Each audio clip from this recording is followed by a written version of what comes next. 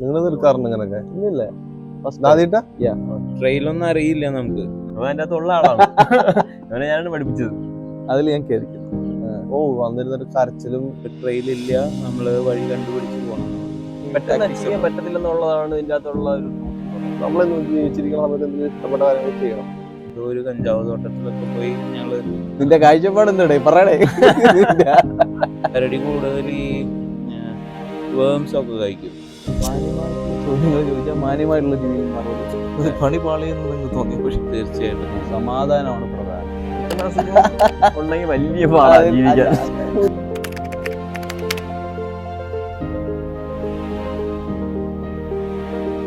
അപ്പൊ അഖിൽ ബ്രോ ഏറ്റവും കിടിലൻ മെമ്മറി ഏതാണ്?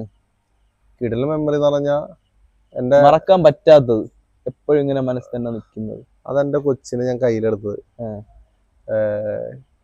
കൊച്ചി ഇപ്പൊ 4 മാസമായി. അതിനെ കയ്യിലെടുത്ത് കഴിഞ്ഞപ്പോ നമുക്ക് എന്തോ ഒരു എന്തായിരുന്നു ഫീലിങ്സ്? ഏതാണ്ട് ഒരു അവാർഡൊക്കെ വാങ്ങി കൈ പിടിച്ചില്ലേ, ഏതാണ്ട് അതുപോലെ. ഇതുവരെ മറക്കാൻ പറ്റാത്തൊരു അനുഭവം അല്ലേ? അതൊന്നും 2 പാരലണിങ് ചെയ്തിട്ട് ഗ്രൗണ്ടിൽ വന്ന് നിൽക്കുന്നത്. ഓ വന്നിരുന്നൊരു കരച്ചിലും കണ്ണിന്ന് കുറെ വെള്ളമൊക്കെ വന്ന് ഭയങ്കര സന്തോഷം. എവിടെ വെച്ചായിരുന്നു? ഹിമാചൽ ബീറിൽ വെച്ച്. നമുക്ക് ഇന്ന് വരെ ചെയ്യാൻ പറ്റും വിചാരിക്കാത്ത സാധനം ചെയ്തു ഗ്രൗണ്ടിൽ വന്നു. അതെങ്ങനെയായിരുന്നു എന്റെ തുടക്കം? എങ്ങനെ തോന്നി ഇത് ചെയ്യണമെന്ന് പറഞ്ഞു കഴിഞ്ഞാൽ അതിപ്പോ പറഞ്ഞു ചെറിയ ഇത് ഒരു 1 വേ ലൈൻ ഉണ്ടായിരുന്നു. അത് നടപടി ആയില്ല. അവ സാഡ് അടിച്ച് എന്തെങ്കിലും ചെയ്യണം എന്ന് വിചാരിച്ചു. ഇത്ര ആളെ നമ്മളൊന്നും ചെയ്തല്ല. ആ സമയത്ത് ഇൻസ്റ്റയിലൊക്കെ എനിക്ക് എന്തെങ്കിലും ഫ്ലൈ ചെയ്യണമെന്നൊക്കെ ഭയങ്കര ആഗ്രഹമുണ്ട്. അത് ഞാൻ ഉദ്ദേശിച്ച മറ്റേ ഫ്ലൈറ്റ് ഇതല്ല, സ്കൈ ഡൈവ് ആണ് ഉദ്ദേശിച്ചത്. അപ്പൊ ഇത് അതിന്റെ ഇടയ്ക്ക് ഇങ്ങനെ പാരലൈഡിങ് സംഭവം കണ്ടു. അപ്പൊ ഇത് പഠിക്കാൻ പറ്റുമെന്ന് പറഞ്ഞു. ഇൻസ്റ്റാഗ്രാമിൽ കണ്ടതാണ്? ഇൻസ്റ്റാഗ്രാം, യൂട്യൂബിലൊക്കെ എന്തോ, ഫേസ്ബുക്കിലൊക്കെ കണ്ട സംഭവം. അപ്പൊ ഇവിടെ തന്നെ പോകണമെന്ന് എങ്ങനെ ഇതൊക്കെ നേരത്തെ തിരക്കി വെച്ചില്ല. നമുക്ക് ഇതിനെ കുറിച്ച് യാതൊരു ഐഡിയ ഉണ്ടായില്ല. അപ്പൊ ഇത് പഠിക്കാൻ പറ്റുമെന്ന് പറഞ്ഞു കേട്ടു. അപ്പൊ ഇൻസ്റ്റയിൽ കാണുന്ന സായിപ്പന്മാരൊക്കെയാണ് കൂടുതലും ചെയ്യണുണ്ട്. ഇവർക്കൊക്കെ മെസ്സേജ് അയക്കും ഞാൻ. ഇൻസ്റ്റയില് മെസ്സേജ് അയച്ചിട്ട് റിപ്ലൈ ഒന്നും കിട്ടാറൊന്നുമില്ല. അപ്പൊ തമിഴ്നാട്ടിലുള്ള രാജേഷ് എന്ന് പറഞ്ഞ ഒരു ആൾക്ക് ഞാൻ അയച്ചു. പുള്ളിക്കാരൻ മാത്രം എനിക്ക് റിപ്ലൈ തന്നു. ഇത് പാരാഗ്ലൈഡിങ് ചെയ്യുന്നതാണ് പുള്ളിക്കാരൻ ചെയ്തിട്ടുണ്ട്. ആള് കുറച്ചിങ്ങനെ സോഷ്യൽ മീഡിയയിൽ ഇങ്ങനെ കുറെ വീഡിയോസ് ഇടുന്ന ആളാണ്. ആളിട്ട് കഴിഞ്ഞപ്പോ കേട്ടു. അപ്പൊ ആള് തമിഴായിരുന്നു. എനിക്കാണെങ്കിൽ ഹിന്ദി ഇംഗ്ലീഷ് ഒന്നും അറിയില്ല. ഞാൻ നേരെ ആളെ വിളിച്ച് നമ്പർ തന്നു, വിളിച്ച് സംസാരിച്ച് നേരെ. അപ്പൊ പുള്ളിക്കാരൻ പറഞ്ഞു അവിടെ ഒരു പയ്യൻ ഇപ്പൊ നല്ലൊരു മലയാളി പയ്യൻ അവിടെ ഉണ്ട്, അവ അവിടെ പഠിക്കുന്നുണ്ട്. അപ്പൊ ചെന്ന് കഴിഞ്ഞാൽ കുറച്ച് ഇപ്പൊ ബെനിഫിറ്റ് ആയിക്കുന്നുള്ളു. കുറച്ച് അതാണ് മലയാളി പയ്യൻ രംഗൻ. അങ്ങനെ പുള്ളി വെച്ചൊന്നും പരിചയപ്പെട്ടു. അപ്പൊ എന്റെ കൂടെ വേറെ എന്നെ ഇത് എല്ലാത്തിനും ഇങ്ങനെ തള്ളി പറഞ്ഞ നമ്മുടെ കൂട്ടുകാരുണ്ട്, ആൽവിൻ എന്ന് പറഞ്ഞിട്ട്. അവൻ പറഞ്ഞു നമുക്ക് ഒരുമിച്ച് പോവാന്ന് പറഞ്ഞു. അപ്പൊ അവൻ പറഞ്ഞു, അവനോട് ഞാൻ പറഞ്ഞു, എടാ ഇങ്ങനെ രംഗൻ ഒരു മലയാളി പയ്യുണ്ട്, ഇത് നീ ഞാനും പഠിച്ചു കഴിഞ്ഞാൽ നമ്മൾ മാത്രമേ അറിയുള്ളൂ, അല്ല ഒരു കമ്മ്യൂണിറ്റി ഉണ്ടാവില്ല. ഒരു മലയാളി പയ്യൻ തിരുവനന്തപുരത്താണ്, മിലിറ്ററിയിൽ അങ്ങനെ പയ്യൻ നമുക്ക് ആദ്യം വീട്ടിലായിട്ടൊക്കെ അറിഞ്ഞു. മിലിറ്ററിക്കാരൻ എന്നാ പറഞ്ഞു കേട്ടു. തിരുവനന്തപുരം പിന്നീടാണ് പറഞ്ഞു. ഞാൻ ആദ്യം ചെല്ലാം. അവൻ 10 ദിവസം കഴിഞ്ഞിട്ടാണ് പറഞ്ഞത്. എനിക്കാണെങ്കിൽ ഇപ്പൊ തന്നെ പോണത് ആഗ്രഹമായിരുന്നു. ഞാൻ പറഞ്ഞു ഞാൻ ആദ്യം ചെല്ലാം, എന്നിട്ട് അവനായിട്ട് കമ്പനി ആവും, പിന്നെ നീ വരുമ്പോൾ നീ കമ്പനി ആവുമല്ലോ എന്ന് വെച്ചിട്ട് ഞാൻ വിട്ട്. ആൽവിയാണ് വന്നില്ല. എന്നിട്ട് അവന് കുറച്ച് പ്രശ്നങ്ങൾ എന്തോ ബുദ്ധിമുട്ടാരോ വരാൻ പറ്റിയില്ല. ഞാൻ ചെന്ന് രംഗനായിട്ട് സംസാരിച്ച്. അപ്പൊ അതിനിടയ്ക്ക് ഞങ്ങളുടെ ഇടയ്ക്ക് വേറെ വിഷ്ണു എന്ന് പറഞ്ഞാൽ ഡൽഹി വിഷ്ണു വന്നു. അങ്ങനെ ഞങ്ങളുടെ കമ്പനി ഒരു വർക്കൗട്ടായി. എങ്ങനെ പരിചയപ്പെട്ടപ്പോ എങ്ങനെ ഉണ്ടായിരുന്നു? എങ്ങനെ പരിചയപ്പെട്ടപ്പോ സത്യം പറഞ്ഞാൽ മതി. രംഗനെ പരിചയപ്പെട്ടപ്പോ രംഗൻ ഒരു ജാടൊന്നുമില്ല, അധികം സംസാരിക്കില്ല, ആവശ്യങ്ങൾക്ക് മാത്രം സംസാരിക്കുക. അപ്പൊ ഒരു വിയേർഡായിട്ട് തോന്നി അവൻ എന്ത് ഇങ്ങനെ ആൾക്കാരെ? അത് ചെറുതായിട്ട് തോന്നി. പിന്നെ അവൻ വെള്ളടിക്കില്ല, വേറെ ഒന്നുമില്ല. പറയണ്ട. അല്ല എനിക്ക് ഞാൻ പരിചയപ്പെടുന്ന സമയത്ത് വെള്ളടിക്കില്ല, കാര്യങ്ങളില്ല. അത് മുന്നേ അങ്ങനെ നമുക്കറിയില്ലല്ലോ. അങ്ങനെ നിക്കണ സമയത്ത് ഞങ്ങളുടെ ഇതിലേക്ക് വിഷ്ണു കൂടി വന്നു കഴിഞ്ഞപ്പോ അത് എല്ലാം കൂടി അവിടെ ചെയ്തപ്പോ ടെൻഷൻ ഉണ്ടായിരുന്നു, ചെയ്യാൻ പറ്റുമോ എന്നൊക്കെ. ചെയ്യാൻ പറ്റുമെന്ന് പറഞ്ഞാൽ ഞാൻ അങ്ങോട്ട് ഹിമാചലിലേക്ക് പോയിരിക്കുന്ന സമയത്ത് ഞാൻ എൻ്റെ മനസ്സിൽ ഞാൻ അത് പഠിക്കുന്നു, എന്നിട്ട് നമ്മുടെ ഏതിലും ഗേൾഫ്രണ്ട് ഉണ്ടാവുകയാണെങ്കിൽ അതിലും വെച്ച് പ്ലേ ചെയ്യുന്ന വിചാരിച്ചിട്ടാണ് ഞാൻ ചെന്നേ. അവിടെ ചെന്നപ്പോ അല്ല ആളെ വെച്ച് പറപ്പിക്കണമെങ്കിൽ വർഷങ്ങൾ എടുക്കും. അതൊക്കെ അപ്പോഴാണ് മനസ്സിലാകുന്നത്. നമ്മൾ ഇതിനെ കുറിച്ച് കൂടുതൽ അറിയണത് എന്റെ വിളിച്ചു നിന്ന്. അത് കാരണം ഒന്നും അറിയില്ല. ഇതാ കുറച്ചാൾക്കാർ വീണ് ചാവേണ്ട ദിവസം പോലും നമ്മൾ അവിടെ ചെന്നതിന് ശേഷമാണ് അറിയുന്നത്. അപ്പൊ അതിനുള്ള ഫണ്ടൊക്കെ എങ്ങനെ? കുറെ നമ്മൾ ഇത്ര നാളും അടിച്ചു പൊളിച്ചിട്ടൊന്നുമില്ല. അപ്പൊ നമ്മൾ പണിയെടുത്തുണ്ടാക്കി കുറച്ച് ഫണ്ടുകളൊക്കെ ഇങ്ങനെ. ജോലി ഉണ്ടായിരുന്നു അപ്പോഴൊക്കെ? ജോലി കല്യാണം കഴിഞ്ഞിട്ടില്ലെന്ന്? അന്ന് കല്യാണം കഴിഞ്ഞല്ല. നമുക്ക് കുറച്ച് ബാക്കപ്പ് ഒക്കെ ഉണ്ടായിരുന്നു, സൈഡ് വരുമാനമൊക്കെ ഉണ്ടായിരുന്നു. അപ്പൊ അതിലൂടെ പോയി. പിന്നെ അന്ന് പോയപ്പോഴും നമ്മൾ ഇത്ര രൂപ പൊട്ടുന്ന പ്രതീക്ഷ ഒന്നും ഉണ്ടായിരുന്നില്ല. പൊട്ടി തുടങ്ങിയപ്പോ ഹരടിച്ചു തുടങ്ങിയപ്പോ പൊട്ടിയപ്പോ പിന്നെ അത് പക്ഷെ ഒരു എൻഡ് ഓഫ് ദി ഡേ എന്താണ് ഇതിന് കിട്ടിയത്? നമ്മൾക്ക് നമ്മളെന്ന് ജീവിച്ചിരിക്കുന്ന സമയത്ത് എന്തെങ്കിലും ഇഷ്ടപ്പെട്ട കാര്യങ്ങൾ ചെയ്യണം. ഇപ്പൊ ഇവിടെ വന്നതും ഇത് ചെയ്യാൻ വേണ്ടിയാണ് ഇപ്പോഴും വന്നത്. ഇപ്പൊ പുതിയ തലമുറകൾ എന്ത് പറയും നിങ്ങള് ഇതൊക്കെ ചെയ്യണം എന്ന് പറഞ്ഞാൽ നമ്മള് അവിടെ വീടിന്റെ അവിടെ കിടന്ന് രണ്ടെണ്ണം വാങ്ങി അടിച്ചു ചേർക്കാതെ എന്തെങ്കിലുമൊക്കെ ചെയ്യാൻ ആഗ്രഹമൊക്കെ ഉണ്ടെങ്കിൽ അത് ചെയ്തൊക്കെ നടക്കാം. കുറച്ചുകൂടി കുറെ ഇപ്പൊ നമ്മള് ഇൻസ്റ്റയിലും കുറെ ആൾക്കാർ എന്തെങ്കിലും ചെയ്യുന്നത് കാണുന്നുണ്ട്. നമ്മൾ ട്രൈ ചെയ്യാം, നമുക്ക് താല്പര്യം ഉണ്ടെങ്കിൽ ട്രൈ ചെയ്യാം, അത്രേ ഉള്ളൂ.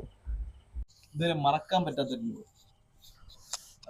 പറയുമ്പോൾ ഇപ്പം ഞാൻ ചോദിക്കുമ്പോൾ തന്നെ നിങ്ങൾക്ക് ഒരു മനസ്സിൽ ഓർമ്മ വരില്ലേ? എനിക്ക് മറക്കാൻ പറ്റാത്ത അനുഭവം ഒരു ട്രക്കിങ്ങിന് പോയതാണ്.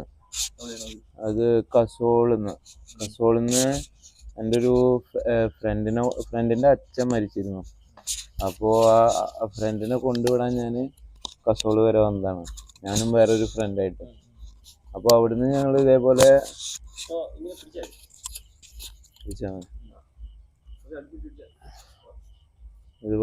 ഞങ്ങളവിടെ ഇരുന്ന് ഫ്രണ്ട് ഞങ്ങൾ ട്രക്കിങ്ങിനെ ഒന്ന് പരിചയപ്പെട്ടു. ഞങ്ങളുടെ നാട്ടിലുള്ളതാണ്. പിന്നെ അവിടെ കസോള് വന്നിട്ട് പരിചയപ്പെട്ടു. പിന്നെ അവിടെ ഞങ്ങള് ഇവിടെ ബർഷേനി എന്ന് പറഞ്ഞിട്ടുള്ള ഒരു സ്ഥലത്ത് വെച്ചിട്ടായിരുന്നു. അപ്പോൾ അവിടെ വെച്ച് അവിടെ ഡ്രോപ്പ് ചെയ്യാൻ പോയതാ. അങ്ങനെ അവിടെ പോയി ഞങ്ങൾ തിരിച്ച് ബർഷേനി എന്ന് പറഞ്ഞിട്ടുള്ള സ്ഥലത്ത് ചെല്ലാൻ വേണ്ടിയിട്ട് നമുക്ക് ഇതിൽ പോവാം, കാറിൽ പോവാം, പിന്നെ ട്രക്ക് ചെയ്ത് പോവാം. ട്രക്ക് ചെയ്ത് പോകണമെങ്കിൽ 3 ദിവസമായിരിക്കും, 3 ദിവസം പിടിക്കും ഏകദേശം. അപ്പോൾ അങ്ങനെ ഞങ്ങൾ ട്രക്ക് ചെയ്യാനുള്ള പ്ലാനായി. സത്യത്തിൽ ഞങ്ങൾ അവിടെ ഇരുന്ന് ചില്ലടിച്ച് ഓണായതാണ്. അപ്പോൾ അങ്ങനെ ഞങ്ങൾ എല്ലാ എക്യുപ്മെൻറ്റ്സും, ടെൻറ്റ്, ബാക്കി കാര്യങ്ങളെല്ലാം ഞങ്ങൾ പർച്ചേസ് ചെയ്തു. അന്ന് പിറ്റേ ദിവസം മോർണിംഗ് ഞങ്ങൾ പോകാനുള്ള പ്ലാനായി. അങ്ങനെ പോയി ഞങ്ങൾ ട്രെയിലൊന്നും അറിയില്ല, നമുക്ക് ഇങ്ങനെ എത്താന്നുള്ളത് അറിയുള്ളൂ. പക്ഷെ അങ്ങനെ ഒരു വഴി ഉണ്ടെന്നോ ബാക്കി ഡീറ്റെയിൽ ഒന്നും അറിയില്ല. ചെയ്തിട്ടുണ്ട് അതിന് മുന്നേ. അത് വലിയ വലിയ ഗ്രൂപ്പിനെ കൊണ്ടുപോകുന്ന സ്ഥലമാണ്. അപ്പോൾ അങ്ങനെ ഞങ്ങൾ സ്റ്റാർട്ട് ചെയ്തു. മഴയുണ്ടായിരുന്നു, അന്ന് നല്ല മഴയുണ്ടായിരുന്നു. അങ്ങനെ പോയി ഞങ്ങൾ ഏകദേശം പകുതി എത്തിയപ്പോൾ ഞങ്ങളുടെ ട്രെയിൽ കഴിഞ്ഞു പോയി. നല്ല മഴയും, ഞങ്ങൾ ആകെ പെട്ടു. ഞങ്ങൾ ബിഗിനേഴ്സാണ് ട്രക്കിങ്ങിൻ്റെ. അപ്പോൾ ഞങ്ങൾക്ക് ഇതിനെക്കുറിച്ച് ഒന്നും അറിയില്ല. ട്രക്ക് ചെയ്തിട്ടുണ്ട്, പക്ഷേ എല്ലാവരും പോണ രീതിയിൽ കീർഗംഗ എന്ന് പറഞ്ഞിട്ടുള്ള പോപ്പുലറായ സ്ഥലങ്ങളിൽ മാത്രമേ പോകുള്ളൂ. ഇത് ഓഫ് ട്രെയിലാണിത്. ഇത് ട്രെയിലില്ല, നമ്മൾ വഴി കണ്ടുപിടിച്ച് പോകണം നമ്മൾ. അപ്പോൾ അങ്ങനെ പോയി നമ്മുടെ വഴി കയ്യിൽ പോയി. ഞങ്ങൾ ഒരു മൗണ്ടെയിൻ തെറ്റി കയറി പകുതി എത്തിയപ്പോൾ ഞങ്ങൾ ആകെ ലോക്കായി. ഏതോ ഒരു കഞ്ചാവ് തോട്ടത്തിലൊക്കെ പോയി ഞങ്ങൾ പെട്ടു. അത് കഴിഞ്ഞ് ഞങ്ങൾ രണ്ടാമത്തെ ദിവസം ഞങ്ങൾ എങ്ങനെയോ സർവൈവ് ചെയ്തതെന്ന് അറിയില്ല. അവിടെ പോണ വഴിക്കൊക്കെ ഈ കരടിയുടെ മാർക്കിങ്സ് ഉണ്ടായിരുന്നു. ഈ കരടി കൂടുതൽ ഈ വേംസ് ഒക്കെ കഴിക്കും. ഈ മഴക്കാലത്ത് ഈ മണ്ണിൻ്റെ അടിയിൽ വേംസ് ഒക്കെ ഉണ്ടായിരിക്കും. അപ്പോൾ അതെല്ലാം തോണ്ടിയെടുത്തതിൻ്റെ പാടുകളൊക്കെ ഉണ്ടായിരുന്നു. അങ്ങനെ ഞങ്ങൾ ഇല്ല, ഇത് കേട്ടിട്ടുണ്ട് ഞങ്ങൾ ഇങ്ങനെയാണ് അവരുടെ കരടീനെ സ്പോട്ട് ചെയ്യാന്നുള്ളത്. പോയിട്ടുണ്ട്, നമ്മള് ട്രക്കിംഗ് ഗൈഡിന്റെ ഒപ്പം പോയിട്ടുണ്ട് 1-2 പ്രാവശ്യം. അപ്പൊ അവര് പറഞ്ഞു തന്ന എക്സ്പീരിയൻസ് ഒക്കെ വെച്ചിട്ടാണ്. മനസ്സിലായി, കരടി അടുത്ത് തന്നെ ഉണ്ടെന്ന് മനസ്സിലായി. പണി പാളിയെന്ന് നിങ്ങൾക്ക് തോന്നിയപ്പോൾ? തീർച്ചയായിട്ടും ഞങ്ങള് അത് മാത്രല്ല, ഞങ്ങളുടെ തണുപ്പ് ഞങ്ങൾക്ക് പ്രതിരോധിക്കാൻ പറ്റിയില്ല. കാരണം മഴയായിരുന്നു, ഞങ്ങളുടെ ക്ലോത്ത്സ് എല്ലാം വെറ്റായിരുന്നു. അപ്പോൾ ഞങ്ങൾക്ക് വേറെ ആൾട്ടർനേറ്റീവ് ക്ലോത്ത്സ് ഒന്നും ഉണ്ടായിരുന്നില്ല. ഇട്ട് ഡ്രസ്സ് ഇട്ട് തന്നെ കിടന്നുറങ്ങേണ്ടി വന്നു. ടെൻറ്റിലാണെങ്കിൽ നിലത്ത് വിരിക്കാനായിട്ട് ഞങ്ങൾക്ക് മാറ്റ് ഉണ്ടായിരുന്നില്ല. അപ്പൊ താഴത്തുനിന്നും തണവടിക്കുക, മുകളിൽ നിന്നും തണവടിക്കുക. ഇത് ഏകദേശം എത്ര സമയം എടുക്കുമെന്നൊക്കെ നിങ്ങൾക്ക് ഒരു ധാരണ ഉണ്ടോ അവിടെ എത്താൻ? 3 ദിവസം മര്യാദക്ക് ട്രെയില് യൂസ് ചെയ്ത് പോവാണെങ്കിൽ, മാപ്സ് ഒക്കെ യൂസ് ചെയ്ത് പോവാണെങ്കിൽ അവർ കൊണ്ടുപോകുമ്പോൾ, അതായത് ഗൈഡൊക്കെ ഉണ്ടെങ്കിൽ 3 ദിവസം പിടിക്കും. ഇത് നമുക്ക് അങ്ങനെ പ്രത്യേകിച്ച് പ്ലാൻ ഒന്നും ഇല്ലാത്ത കാരണം ഒരു മാപ്പ് ഒന്നും ഇല്ലാതെ പോവാണല്ലേ. ഞങ്ങൾ ചോദിച്ചിരുന്നു ലോക്കൽ ഗൈഡിന്റെ അടുത്ത്.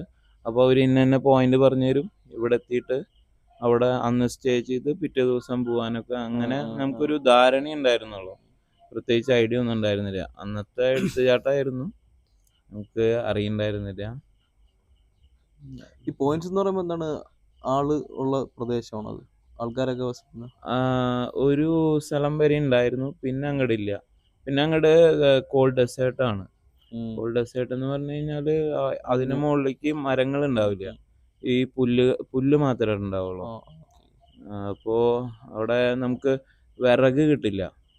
നമുക്ക് ഹീറ്റാ, നമുക്ക് എന്തെങ്കിലും കുക്ക് ചെയ്യണമെങ്കിലും ബാക്കി കാര്യങ്ങളായാലും നമുക്ക് വെള്ളവും ഷോർട്ടേജ് ആയിരിക്കും. അപ്പോൾ ഇതെല്ലാം ഞങ്ങൾക്ക് മനസ്സിലായി, ഞങ്ങൾക്ക് സർവൈവ് ചെയ്യാൻ പറ്റില്ല എന്ന്. അങ്ങനെ രണ്ടാമത്തെ ദിവസം പകുതിയാകുമ്പോഴേക്കും ഞങ്ങൾ തിരിച്ചിറങ്ങാനുള്ള പരിപാടി നോക്കി. പക്ഷെ പിന്നീട് ഒരു ദിവസം ഞാനത് ട്രെയിൽ ഞാൻ കംപ്ലീറ്റ് ചെയ്തു. അപ്പൊ നിങ്ങൾ ഈ പോകുന്ന സമയത്ത് ഫുഡൊന്നും കൊണ്ടുപോയിട്ടില്ല? ഉണ്ടായിരുന്നു, ഞങ്ങൾക്ക് കുക്ക് ചെയ്യാനുള്ള എല്ലാ ഐറ്റംസും ഉണ്ടായിരുന്നു. പോട്ട് ഉണ്ടായിരുന്നു, എഗ്സ് ഉണ്ടായിരുന്നു, കുക്ക് ചെയ്യാനുള്ള അരി, മാഗി, തക്കാളി, അങ്ങനെ എല്ലാ ഐറ്റംസും, റോ മെറ്റീരിയൽസ് എല്ലാം ഉണ്ടായിരുന്നു. തീ ഉണ്ടായിരുന്നില്ല, വെള്ളം ഉണ്ടായിരുന്നില്ല. ഈ 2 സംഭവം ഞങ്ങള് അതിന് മുന്നേ എത്ര തവണ പോയിട്ടുണ്ട്. ഞങ്ങള് കീർഗംഗ, തോഷ്, അങ്ങനെ പോപ്പുലർ ആയിട്ടുള്ള ഏരിയകൾ മാത്രമേ ഞങ്ങൾ കവർ ചെയ്തിരുന്നുള്ളൂ. പിന്നീടാണ് ഞങ്ങൾ അവിടെ ഒരു 7 വർഷമായിട്ട് താമസിച്ച ഒരു ഫ്രണ്ട് ഉണ്ട്. അവനവിടെ പ്രോപ്പർട്ടി ഉണ്ട് ബർഷേനിയിൽ. അപ്പോൾ അവന് ഒരുമാതിരിപ്പെട്ട ട്രെയിലുകളൊക്കെ അറിയാം. ഇത് പുതിയതായ കാരണം നമുക്ക് അങ്ങനെ അറിയാത്ത കാരണം ഞങ്ങൾ പെട്ടുപോയതാണ്. വൺ ഡേ ട്രിപ്പ് അങ്ങനെയാണോ നിങ്ങൾ പോയിട്ടുള്ളത്? ബാക്കിയുള്ളതൊക്കെ 1 ഡേ 2 ഡേ. അപ്പോൾ മെമ്മറബിൾ ആയത് ഇത്രയും ഒരു അഡ്വഞ്ചർ ആയിരുന്നു, മണ്ടത്തരായിരുന്നു, ഒരു പേടി ഉണ്ടായിരുന്നു അല്ലേ? തീർച്ചയായിട്ടും. ഞങ്ങൾ ശരിക്കും അതപ്പോ ഓർക്കുമ്പോൾ ഒരു സന്തോഷമാണോ അതൊരു പേടി നിറഞ്ഞൊരു ഭയം കാണും നമുക്കൊരു സന്തോഷം? ഞങ്ങൾക്ക് വാശിയായിരുന്നു. പിന്നീട് ഞങ്ങളത് അന്ന് ഇറങ്ങുമ്പോൾ തന്നെ പറഞ്ഞിട്ടുണ്ടായിരുന്നു, ഞങ്ങളിത് ഒരു ദിവസം വന്ന് കംപ്ലീറ്റ് ചെയ്യുന്നു ഞങ്ങൾ അന്ന് തീരുമാനിച്ചിട്ടാണ്. നിങ്ങളന്ന് മരണം കൂടിയാ? ഇല്ല, അങ്ങനെ ഉണ്ടായിരുന്നില്ല. പക്ഷെ ഞങ്ങൾ കുറെ മണ്ടത്തരങ്ങൾ കാണിച്ചു, അതോടുകൂടി പഠിച്ചു. പിന്നീട് ഞങ്ങൾ കുറെ ട്രക്കിങ്ങിനൊക്കെ പോയിട്ടുണ്ട്. പക്ഷെ അതൊരു ലെസൺ ആയിരുന്നു. പഠിച്ചത് എന്താണ് നിങ്ങള് അന്ന് പഠിച്ചത്? ഒരിക്കലും റിവറിന്റെ സൈഡിൽ നമ്മൾ ടെൻഡ് ചെയ്യാൻ പാടില്ല, കാരണം തണുവ് കൂടും അന്ന്. പിന്നെ നമ്മൾ ഫുൾ എക്യുപ്മെന്റ്സ് ഇല്ലാണ്ട് ഒരിക്കലും നമ്മൾ ട്രക്ക് ചെയ്യാൻ പാടില്ല. പിന്നെ വേറെന്ത് എക്യുപ്മെന്റ്സ് നിങ്ങളെല്ലാം കൊണ്ടുപോയില്ല? ടെന്റ് ഉണ്ടായിരുന്നു, പക്ഷെ സ്ലീപ്പിംഗ് ബാഗ് ഉണ്ടായിരുന്നില്ല ഞങ്ങളുടെ അടുത്ത്. ഫയറിന് വേണ്ടിയിട്ട് ഞങ്ങളുടെ ഐറ്റംസ് ഉണ്ടായിരുന്നില്ല.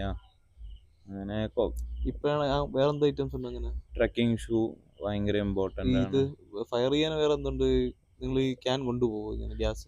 ഗ്യാസ് ഉണ്ട് നമ്മുടെ, അതിനെന്തോ വേറൊരു മിനി സ്റ്റൗ പോലത്തെ ഐറ്റം ഉണ്ട്. ഈ ഡെസേർട്ടാന്നുള്ള കാര്യമൊന്നും നമുക്ക് അറിയില്ലായിരുന്നില്ല. ഒരു പരിധി വിട്ട് നമ്മുടെ ഓക്സിജൻ ലെവലും കുറഞ്ഞു പോകും, നമ്മൾ എക്സോസ്റ്റ് ആയിട്ട് നമ്മുടെ ശരീരത്തെ ഡീഹൈഡ്രേറ്റ് ആയിക്കൊണ്ടിരിക്കുകയാണ്, വെള്ളവും കിട്ടില്ല. അപ്പോ വല്ലാത്ത അനുഭവമായിരുന്നു അത്. എത്ര പേരുണ്ടായിരുന്നു നിങ്ങള്? ഞങ്ങൾ 3 ആളുണ്ടായിരുന്നു.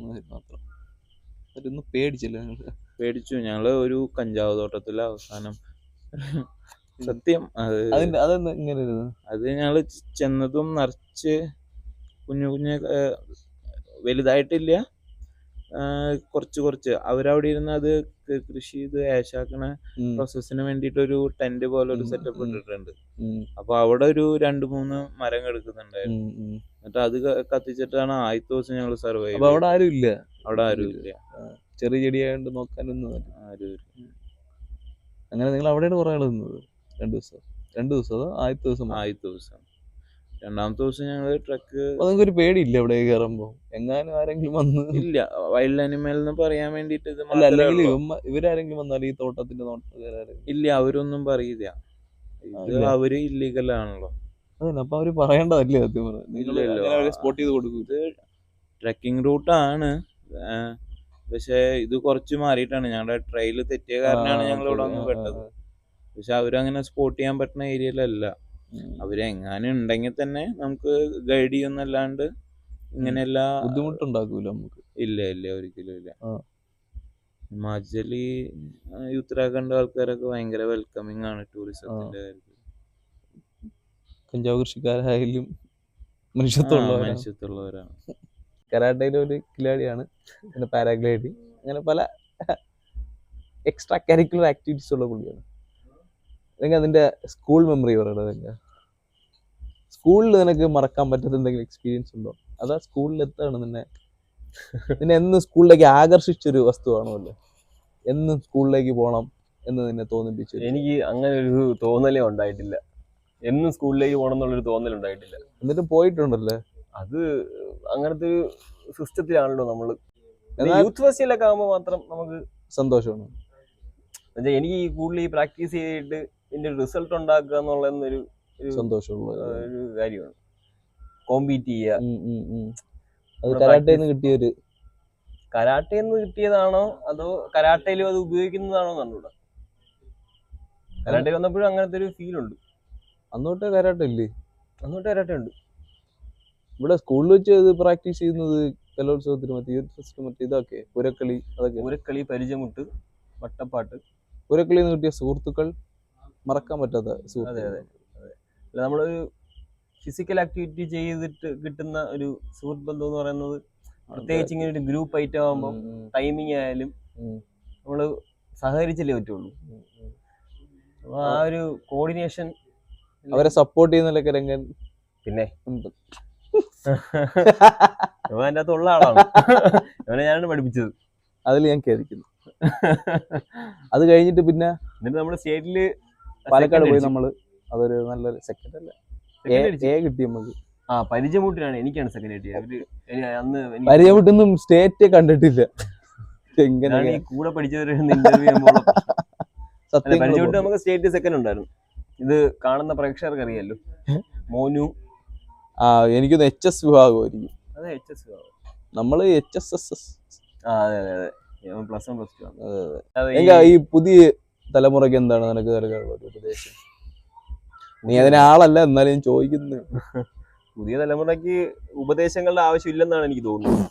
കാരണം അത്രമാത്രം സാധ്യതകളല്ലേ ഇവിടെ ഉള്ളത്. എടാ, അതിനകത്ത് ഏത് സെലക്ട് ചെയ്യണമെന്ന് പിള്ളേർക്ക് തോന്നുന്നുണ്ട്. ഇല്ല, അതൊക്കെ പിള്ളേരുടെ ഓരോരോ ചോയ്സ് അല്ലേ. എടാ, ഇപ്പം ചിലവർക്ക് സ്വന്തം പാഷനെ കണ്ടുപിടിക്കാൻ പറ്റാത്തൊരു കൺഫ്യൂഷൻ നിൽക്കുകയായിരിക്കും. അപ്പൊ അതിലൂടെ കടന്നു പോകണം. അപ്പൊ ഒരു സമയത്ത് പാഷൻ അതിലൊന്ന് മൂക്കി പല്ല് വന്നിട്ടോ. അതൊക്കെ ഓരോരുത്തരുടെ ലൈഫ് സിറ്റുവേഷൻസ്, പല ഫാക്ടേഴ്സ്. അതിനെന്തെങ്കിലും പെട്ടെന്ന് അച്ചീവ് ചെയ്യാനുള്ള പെട്ടെന്ന് അച്ചീവ് ചെയ്യാൻ പറ്റത്തില്ലെന്നുള്ളതാണ് ഇതിന്റെ അകത്തുള്ള ഒരു ട്രൂത്ത് എന്ന് പറയുന്നത്. അതിനപ്പം ഒരു പാരന്റിങ് എന്നുള്ള നിലയിൽ അവർക്ക് എന്തെങ്കിലും ഉപദേശം ഉണ്ടോ? എൻവയോൺമെന്റ് ഉണ്ടാക്കി കൊടുക്കുക എന്നുള്ളതാണ് ഏറ്റവും വലിയ. എന്തൊക്കെയാണ് എൻവയോൺമെന്റ്? കുട്ടികൾക്ക് എന്ന് പറയുന്നത്, ഇപ്പം ഒരു കൊച്ചിനെ നമുക്ക് എല്ലാത്തിലും ഇൻവോൾവ് ചെയ്യിപ്പിക്കാൻ പറ്റില്ല. സെലക്റ്റഡ് ആയിട്ടുള്ള ഒരു കാര്യത്തിൽ മാത്രമേ ഇൻവോൾവ് ചെയ്യും. അങ്ങനെ, അതാണ് ഞാൻ പറഞ്ഞത്. നമ്മൾ സെലക്ട് ചെയ്ത് കൊടുക്കേണ്ട കാര്യമില്ല. അത് ഓട്ടോമാറ്റിക്കലി ഒരു നാച്ചുറൽ സെലക്ഷൻ സംഭവിക്കുകയാണ് വേണ്ടത് എന്നൊരു കാര്യത്തിലാണ് ഞാൻ വിശ്വസിക്കുന്നത്. അഖിൽ ബ്രോ നമ്മളിത് പറഞ്ഞു, കൊച്ചിനെ അവള് കുറച്ച് ഇൻഡിപെൻഡന്റ് ആക്കണം. അപ്പൊ അതിനുവേണ്ടി നമ്മളുടെ ഐഡിയോളജീസ് അല്ലേ. പക്ഷെ ഇത് കാലം മാറുന്നതനുസരിച്ച്, സാഹചര്യം അല്ലെ, എല്ലായ്പ്പോഴും ഒരാൾ ഇൻഡിപെൻഡന്റ് ആയിരിക്കണമല്ലോ. എല്ലാവരും എങ്ങനെ ഇൻഡിപെൻഡന്റ് ആവണം? എല്ലാ അർത്ഥത്തിലും, ഫിനാൻസ്, സാമ്പത്തികപരമായിട്ടായാലും അവരുടെ ഒരു കാഴ്ചപ്പാടിന്റെ കാര്യത്തിലായിരിക്കും ഒരു ഇൻഡിപെൻഡൻസി എപ്പോഴും വേണമല്ലോ. അതെങ്ങനെയാണ് നമ്മൾ അച്ചീവ് ചെയ്യുന്നത് എങ്ങനെയാണ് നിനക്ക് തോന്നിയിട്ടുള്ളത്? ഇപ്പം നീ ഒരു സ്പോർട്സ് ഐറ്റമായിട്ട് നിൽക്കുന്നുണ്ട്, അതുമായിട്ട് റിലേറ്റ് ചെയ്ത് എങ്ങനെ നിനക്ക് പറയാൻ പറ്റും? നമ്മൾ സ്കിൽഫുൾ ആവുക എന്നുള്ളതാണ്. ഇപ്പൊ അഖിൽ ബ്രോയെ പോലുള്ള ഒരു പാരന്റ് അടുത്ത് നീ മറ്റേ നമ്മൾ തമ്മിൽ അങ്ങനെ കളിക്കില്ല. അല്ലല്ല, എന്നെ പറയാൻ നീ പറയുന്ന ഉത്തരം എനിക്ക് ഇഷ്ടപ്പെട്ടു. സത്യം പറയാല്ല, ഞാൻ പറയുന്ന വിഷയത്തിൽ തന്നെ ഇത് പറ. അഖിൽ ബ്രോ നീ എങ്ങനെ ഉപദേശിക്കും കുട്ടിയെ? ഇപ്പം പുള്ളിക്ക് ഒരു കോൺസെപ്റ്റ് ഉണ്ട്, കൊച്ചിനെ അവളിപ്പം ഇൻഡിപെൻഡന്റ് ആവണം, അവളെ ഇന്ന കാര്യങ്ങളൊക്കെ ചെയ്യിപ്പിക്കണം എന്നൊക്കെ ഉണ്ട്. ഇത് ചിലപ്പം കുറച്ച് കാലം കഴിയുമ്പോൾ ചിലപ്പോൾ അവൾക്ക് താല്പര്യം ഇല്ലാതെയും വരാം. അപ്പൊ ഇത് ഇമ്പോസ് ചെയ്യുന്ന കണക്കായിപ്പോ, പുള്ളി ഫോഴ്സ് ചെയ്യുന്ന പോലെ ആയിപ്പോ. അപ്പൊ അതിന് മുന്നേ ഒന്നെങ്കിൽ അവളെ എങ്ങനെ ഇതിന്റെ അകത്തേക്ക് കൊണ്ടുവരാം, ഈ ഇൻട്രസ്റ്റിലേക്ക് കൊണ്ടുവരാം, അല്ലെങ്കിൽ എങ്ങനെ അവളുടെ ഇൻട്രസ്റ്റ് എങ്ങനെ കണ്ടുപിടിക്കും, എങ്ങനെ ഒരു സജഷൻ കൊടുക്കും. നമ്മളത് കണ്ടുപിടിച്ചിട്ട് എന്താണ് നമുക്ക് നേടാനുള്ളത് എന്നുള്ളതാണ് എന്റെ അല്ല, ചോദ്യം. അത് എത്രയും നേരത്തെ കണ്ടുപിടിക്കുന്നു അപ്പൊ അത്രയും സ്കിൽഫുൾ ആവുമല്ലേ. ഇപ്പൊ ഒരാള് ഞാൻ പറയട്ടെ, ഇത് ഒരിക്കലും കൺസിസ്റ്റന്റ് ആയിട്ടൊരു കാര്യമല്ല. എന്താണ് നമ്മളൊരു സാധനം കണ്ടുപിടിച്ച് അത്, കാരണം ഇപ്പൊ എനിക്ക് പല അത്ലറ്റ്സിനെ അറിയാം, ഒരു സ്പോർട്ട് ചെയ്തുകൊണ്ടിരുന്നിട്ട് അതിൻ്റെ അകത്തുള്ള പൊളിറ്റിക്കൽ ഇഷ്യൂ കൊണ്ടും അല്ലാതെ ഇഞ്ചുറി കൊണ്ടും അവർ വേറൊരു സ്പോർട്സിലേക്ക് വരുന്നത്. അപ്പോൾ ഇതൊന്നൊരു പാഷൻ എന്ന് പറയുന്നത് നമ്മളുടെ ഒരു വേ ഓഫ് ലൈഫാണ് പല കാര്യങ്ങളിലേയും. ഇപ്പോൾ ഒരാൾ ഒരു സാഹചര്യത്തിൽ ഇവിടെ സർഫിങ് ചെയ്യുന്നുണ്ട്. സർഫിങ് എന്താണ്, ഇവിടെ ഒരു ദിവസം തിരയൊക്കെ സർഫ് ചെയ്യാൻ പറ്റാത്തൊരു രീതി ആയി കഴിഞ്ഞാൽ ചെയ്യാൻ പറ്റൂല. അപ്പോഴായിരിക്കും ചിലപ്പോൾ കൈറ്റ് സർഫിങ് എന്ന് പറയുന്ന ഒരു സാധനം പുതിയതായിട്ട് വരുന്നത്. അപ്പം നമുക്ക് ബെറ്റർ ആവാനുള്ള ഒരു അവസരം എപ്പോഴുണ്ടോ അപ്പോഴൊക്കെ ബെറ്റർ ആവാൻ ചൂസ് ചെയ്യുക എന്നുള്ളതാണ് ഞാൻ ചോദിക്കുന്നത്. വെച്ചാൽ ഇപ്പൊ എത്രയും മുന്നേ നമ്മുടെ ഒരു പാഷനും നമ്മുടെ ഇൻട്രസ്റ്റും എന്നെ സംബന്ധിച്ചിടത്തോളം പാഷൻ എന്നൊക്കെ പറയുന്നത് ഒരു ഫാൻസി വേർഡാണ്. അപ്പൊ അങ്ങനെ സംഭവം ഇല്ലേ? അങ്ങനെ ഒരു സംഭവം അതൊരു ഫാൻസി വേർഡാണ്. ഞാൻ ഇതിൽ പാഷനേറ്റ് ആണെന്നൊക്കെ പറയുന്നത്. ഇത് അതിനെക്കാട്ടിയും നമ്മൾ എല്ലാത്തിനോടും പാഷനേറ്റ് ആവുക എന്നുള്ളതാണ്. അതിനകത്ത് ചിലപ്പോൾ നമ്മൾ നിൽക്കുന്നൊരു സ്ഥലത്ത് ഇതായിരിക്കും കൂടുതൽ നമുക്ക് ചെയ്യാൻ പറ്റുന്നതും നമുക്ക് പുരോഗമിക്കാൻ പറ്റുന്നതും. അപ്പോൾ അതിൽ കൂടുതൽ വർക്ക് ചെയ്യുക. അപ്പോൾ എവിടെ കൊണ്ടിട്ടാലും നമ്മൾ കൂടുതൽ എന്താണ് ബെറ്റർ. എല്ലാത്തിലും നമുക്ക് ഒരേ ടൈമിൽ കോൺസെൻട്രേറ്റ് ചെയ്യാൻ പറ്റില്ല. എല്ലാത്തിലും ഒരേ സമയത്ത് കോൺസെൻട്രേറ്റ് ചെയ്യണമല്ലോ. എല്ലാത്തിലും പാഷനേറ്റ് ആവണം. അതല്ല, ഈ ഒരു സാഹചര്യത്തിൽ ചിലപ്പോൾ ഇത് ചെയ്യുമ്പോഴായിരിക്കും നമുക്ക് കൂടുതൽ ബെറ്റർ ആവാൻ പറ്റുന്നത്. അപ്പോൾ അത് ചെയ്യണം. അപ്പൊ സാഹചര്യങ്ങൾക്കനുസരിച്ച് മോഡുലേറ്റ് ചെയ്യണം. അതെ, ഫ്ലെക്സിബിൾ ആയിരിക്കണം നമ്മൾ. അങ്ങനെ സക്സസ്ഫുൾ ആവോ? നമ്മൾ എനിക്ക് ഇങ്ങനെയുള്ള എന്താണ് രംഗന്റെ ഇതില് സക്സസ്ഫുൾ? എന്റെ ഇതിൽ സക്സസ്ഫുൾ ഇതൊക്കെ ഈ നമ്മൾ ആപേക്ഷികം മാത്രം. അതെ, എന്ന് വെച്ചാൽ കമ്പയർ ചെയ്യുമ്പോൾ മാത്രമേ സക്സസ്ഫുൾ അല്ലെങ്കിൽ അൺസക്സസ്ഫുൾ എന്നൊക്കെ പറയാൻ പറ്റും. എന്താണ് രംഗന്റെ ഇതിൽ സക്സസ്ഫുൾ ആവുന്നത്? അതാണ് ഞാൻ പറഞ്ഞത്. ഇത് കമ്പയർ കിട്ടുന്നതാണോ? അല്ലല്ല. പിന്നെ ഫിനാൻസ് അങ്ങനെയൊന്നുമില്ല. പിന്നെ അതാണ് ഞാൻ പറഞ്ഞത്. പീസ്ഫുൾ സക്സസ് എന്ന് പറയുന്നത് നമ്മൾ ഇപ്പോൾ ഒന്ന് ആലോചിക്കണം, നമ്മളെക്കാട്ടിയും അൺസക്സസ്ഫുൾ ആയിട്ട് ഒരാളെ നമ്മൾ കമ്പയർ ചെയ്യണമെങ്കിൽ നമ്മൾ സക്സസ്ഫുൾ ആണ്. അപ്പൊ അതെന്താണ് അൺസക്സസ്ഫുള്ളും സക്സസ്ഫുള്ളും? ഇത് ഓരോരുത്തരുടെ കാഴ്ചപ്പാടിൽ ഉണ്ടാവുന്നതാണ്. അല്ലാതെ നിന്റെ കാഴ്ചപ്പാട് എന്താടേ പറയണേ? അത് പറ.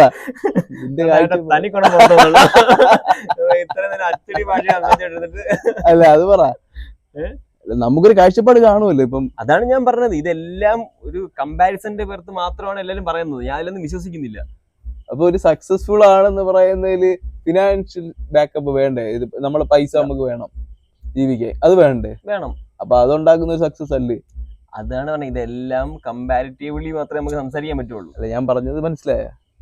പൈസ വേണം കാര്യങ്ങൾക്ക്. പൈസ വേണ്ടാത്ത രാജ്യങ്ങളും ഉണ്ടല്ലോ. അതെന്താ രാജ്യം?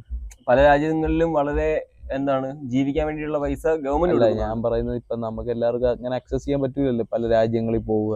അതാണ് നമ്മൾ സംസാരിക്കുമ്പോ നമ്മളൊരു കേരളത്തിലാണ് സംസാരിക്കേണ്ടത്. അല്ലാതെ സംസാരിക്കുകയാണെങ്കിൽ ഇവിടെ അങ്ങനെ സംസാരിക്കുവാണെങ്കിൽ നമ്മൾ വളരെ വിശാലമായിട്ട് അങ്ങനെ സംസാരിച്ചാൽ മതി. കാരണം നമ്മളിപ്പോ അഭിസംബോധന ചെയ്യുന്ന മലയാളികളെ മാത്രമാണ്. മലയാളത്തിൽ സംസാരിച്ചിട്ട് നമ്മള് ഇന്റർനാഷണലിലേക്ക് ഇറങ്ങി ചെല്ലൂല. അങ്ങനെയാണെങ്കിൽ നമുക്ക് ഈ സാഹചര്യത്തിൽ ജീവിക്കാനായിട്ട് മെയിനായിട്ടും സ്കിൽഫുൾ ആയിരിക്കണം.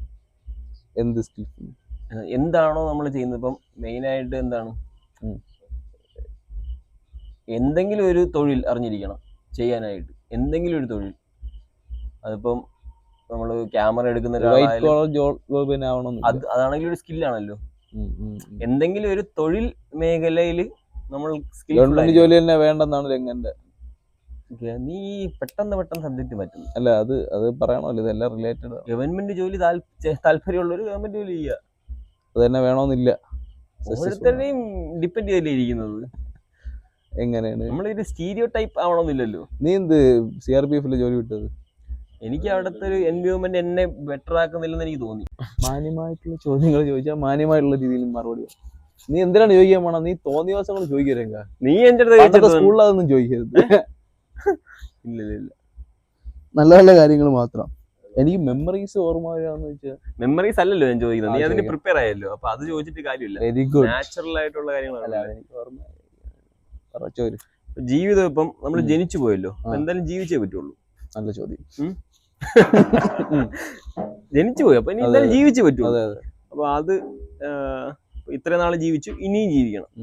അപ്പോൾ അത് എങ്ങനെ ജീവിക്കണം, അതിനെക്കുറിച്ചുള്ള ഒരു കാഴ്ചപ്പാട് എന്താണ്? എങ്ങനെ ജീവിക്കണമെന്ന് നിനക്ക് എങ്ങനെ നിന്റെ ലൈഫ് മുന്നോട്ട് കൊണ്ടുപോകണം, ബാക്കിയുള്ളവർ എങ്ങനെയാണ് ലൈഫ് മുന്നോട്ട് കൊണ്ടുപോയിക്കൊണ്ടിരിക്കുന്നത്, അതിൻ്റെ ഒരു ഒബ്സർവേഷൻ. ബാക്കിയുള്ളവരൊന്നും ഞാൻ ശ്രദ്ധിക്കാറില്ല. എൻ്റെ എനിക്ക് എപ്പോഴും ഒരു കള്ളം പറയരുത്, പീസ്ഫുൾ ആയിരിക്കണം, സമാധാനമാണ് പ്രധാനം. ഞാൻ കയറി ജോലി എന്നൊക്കെ ഞാൻ വിടാൻ കാര്യം സമാധാനമില്ല. സമാധാനം എന്ന് പറഞ്ഞൊരു നമുക്കൊരു സാറ്റിസ്ഫാക്ഷൻ കിട്ടണമല്ലോ എൻഡ് ഓഫ് ദി ഡേ. നമ്മളിങ്ങനെ വീട്ടിൽ വന്നിരിക്കാൻ ഇത് എന്താണ് അയാളൊക്കെ ജോലിക്ക് ഒരു സുഖമില്ല, വിടുക. ഇപ്പൊ അതുകൊണ്ട് സമാധാനം കിട്ടും. അപ്പൊ ഒരു സമാധാനം ഒന്നും കിട്ടൂല, പക്ഷെ എനിക്കത് ഇഷ്ടമാണ്. അതായത് ആ ഒരു മൊമെന്റ് ഒക്കെ എനിക്ക് ഇഷ്ടമാണ്. എനിക്ക് കുറച്ച് റെസിസ്റ്റൻസ് ബ്രേക്ക് ചെയ്യുമ്പോൾ അതെനിക്ക് ഭയങ്കര ഇഷ്ടമാണ്. അങ്ങനത്തെ ഒരു കൺവെൻഷണൽ രീതിയിൽ നിന്നൊക്കെ ഇങ്ങനെ ബ്രേക്ക് ചെയ്ത് പോകുമ്പോൾ എനിക്ക് ഭയങ്കര ഒരു സാറ്റിസ്ഫാക്ഷൻ ഉണ്ട്. അതൊരു റിബല്യസ് സാധനമാണെന്ന് എനിക്ക് അത് പണ്ടേ എനിക്കുണ്ട്. അങ്ങനെ എന്താണെങ്കിലും അത് എനിക്ക് ഭയങ്കര ബുദ്ധിമുട്ടാണ്. അത് വളരെ സത്യമാണ്. എൻ്റെ അടുത്ത് ഞാനിപ്പം ചെയ്യാൻ നിൽക്കുന്ന ഒരു കാര്യം തന്നെ അതിൻ്റെ ഒരു ഡീമെറിറ്റ് ആണെന്ന് എനിക്ക് ചിലപ്പോൾ തോന്നാറുണ്ട്. പക്ഷെ നീ എന്ത് ചെയ്യണം അത് പറയണോ? അങ്ങനെ അല്ല, ആൾക്കാരെ ഇങ്ങനെ ചെയ്യാൻ പറയും. നമ്മളിപ്പോ ഒരു സാധനം ചെയ്യാൻ പോവുകയാണ്, അപ്പൊ ഒരാൾ നീ ചിന്തിക്കില്ല ശരിയാണോ തെറ്റാണോ, അതൊന്നും ചിന്തിക്കില്ല. അങ്ങനെ ചിന്തിക്കില്ല. ഒരാളെന്റെ അടുത്ത് ഒരു കാര്യം ചെയ്യാൻ പറയും, അപ്പൊ ഞാൻ നേരത്തെ കുറച്ചു മുമ്പേ ചെയ്യാൻ വിചാരിച്ചിരുന്നേ, ഒരാളുടെ അടുത്ത് ചെയ്യണം അത്ര കൊള്ളൂല. അതെന്റെ ഈഗോയിസ്റ്റിക് മനോഭാവമാണെന്നാണ്. പക്ഷെ അങ്ങനെ അല്ലെന്ന് പലരും പറയുന്നുണ്ട്. പഠനങ്ങൾ തെളിയിക്കുന്ന അങ്ങനെയാണ്. അപ്പൊ അതുകൊണ്ട് അങ്ങനെ ജീവിതത്തെ കുറിച്ച് അങ്ങനെ സീരിയസ് ആയിട്ട് ഞാൻ കണ്ടിട്ടില്ല. ഒരു ഫ്ലോയിൽ പോവാന്നുള്ളതാണ് എൻ്റെ ഫ്ലോയിൽ പോവാന്നുള്ളതല്ല, കുറെ ആഗ്രഹങ്ങളുണ്ട്. കുറച്ച് മറ്റേ ദിവാസ്വപ്നം കാണുന്ന ഒരു പ്രശ്നമുണ്ട്. അനാവശ്യമായിട്ട് കാര്യങ്ങൾ ഇങ്ങനെ മൈൻഡിൽ മാത്രം ഇട്ടിട്ട് അത് പ്രാവർത്തികമാക്കാതിരിക്കുക എന്നുള്ളൊരു പ്രശ്നമുണ്ട്. അത് ഐഡിയാസ് മാത്രമായിട്ട്. അതെ അതെ അതെ, അതിങ്ങനെ ഫ്രീസറിൽ തന്നെ ഇരിക്കും. അതിലിപ്പോ ഈ ഈഗോ ഒക്കെ ഉള്ളതുകൊണ്ടാണ് വർക്കൗട്ട് ആവാതെ തോന്നുന്നത്. അങ്ങനെ ഈഗോ ഉള്ളതുകൊണ്ട് മാത്രമല്ല, അത് നമ്മൾ കാരണം ഞാൻ മനസ്സിലാക്കിയെടുത്തോളം നമ്മളൊരു ഐഡിയ അത് പ്രാക്ടിക്കലി കൊണ്ടുവരണമെങ്കിൽ ഒരുപാട് ഫെയിലിയേഴ്സ് നേരിടേണ്ടതുണ്ട്. ഫെയിലിയേഴ്സിനെ പേടിച്ചിട്ടൊന്നുമല്ല. ഞാൻ അന്ന് നമ്മൾ സംസാരിക്കാൻ പറഞ്ഞില്ലേ, ഇത് പെർഫെക്ഷൻ അതിന്റെ ഒരു പ്രശ്നമുണ്ട്. അതാണ് പറഞ്ഞ പെർഫെക്റ്റ് ആയിട്ട് ഫെയിലിയേഴ്സ് അങ്ങനെയല്ല, പരാജയപ്പെടുന്നതിലൊന്നും വലിയ ബുദ്ധിമുട്ടൊന്നും തോന്നി. തുടങ്ങുമ്പോൾ നമ്മൾ പെർഫെക്റ്റ് ആയിട്ടേ തുടങ്ങുള്ളൂ. അത് ഭയങ്കര മെയിൻറ്റെയിൻ ചെയ്യണം. അത് ഇപ്പം പെർഫെക്റ്റ് ആയിട്ട് തുടങ്ങിയിട്ട് പരാജയപ്പെട്ട എന്ത് ചെയ്യുന്നു? പെർഫെക്റ്റ് ആയിട്ട് തുടങ്ങുമ്പോൾ പരാജയം വരില്ലല്ലോ. അതെന്ത് ഈ പെർഫെക്ഷൻ എന്ന് പറയുന്നത് ആവേശികമല്ലേ? എന്റെ പെർഫെക്ഷൻ വേറൊരാൾക്ക് കറക്റ്റ് ആവണമെന്നുണ്ട്. ഞാൻ ശരിക്കുള്ള പെർഫെക്ഷനെ കുറിച്ചാണ് പറയുന്നത്. എന്തായാലും ഇപ്പൊ ഞാനൊരു കഫേ തുടങ്ങുന്നു, അതിനൊരു കറക്റ്റ് ഞാൻ കാണുന്ന ഒരു മോഡുലേഷൻ, നിന്റെ ഇമാജിനേഷൻ വരണം, എന്നാലേ നിനക്ക്. അതെ അതെ അതെ, അതല്ലാതെ അതിനെന്ത് പ്രിപ്പറേഷൻ ആണ് ചെയ്യുന്നത്? ഒന്നും ചെയ്യുന്നില്ല. അതാണ് പറഞ്ഞത്. അതാണ് ഒരു ദിവാസ്വപ്നം പോലെ നിൽക്കുന്ന പറഞ്ഞത്. ഇതൊക്കെ ഇങ്ങനെ മനസ്സിലിങ്ങനെ നമ്മൾ പ്ലാൻ ചെയ്ത് വയ്ക്കുന്നേ ഉള്ളൂ, നമ്മളിത് പ്രാവർത്തികമാകുന്നില്ല. അതൊരു പ്രശ്നമായിട്ട് തോന്നുന്നുണ്ട്. അതിന് പ്രശ്നമാണ്, വലിയൊരു പ്രശ്നമാണ്. പക്ഷെ അതിന് സ്റ്റെപ്പ് ബൈ സ്റ്റെപ്പ് ചെയ്യണം. എങ്ങനെയാണ് ഉപദേശിക്കുന്നത്? എങ്ങനെയാണ് സ്റ്റെപ്പ് ബൈ സ്റ്റെപ്പ് എന്ന് പറയുമ്പോൾ തുടക്കം ചെറിയ ചെറിയ സ്റ്റെപ്സ് ആണല്ലോ എപ്പോഴും ചെയ്യേണ്ടത്. ഒരു കഫയാണ് സ്റ്റാർട്ട് ചെയ്യുന്നതെങ്കിൽ മെയിനായിട്ട് അതിനെ കുറിച്ചുള്ള കാര്യങ്ങൾ പഠിക്കണം. അങ്ങനെ രണ്ടുപേരുള്ള കണക്ഷൻ ബിൽഡ് ചെയ്യാൻ നോക്കണം. ചുറ്റുപാട് നോക്കിക്കൊണ്ടിരിക്കുക, എവിടെയാണ് അതിന്റെ സ്പോട്ട് ഉള്ളത്.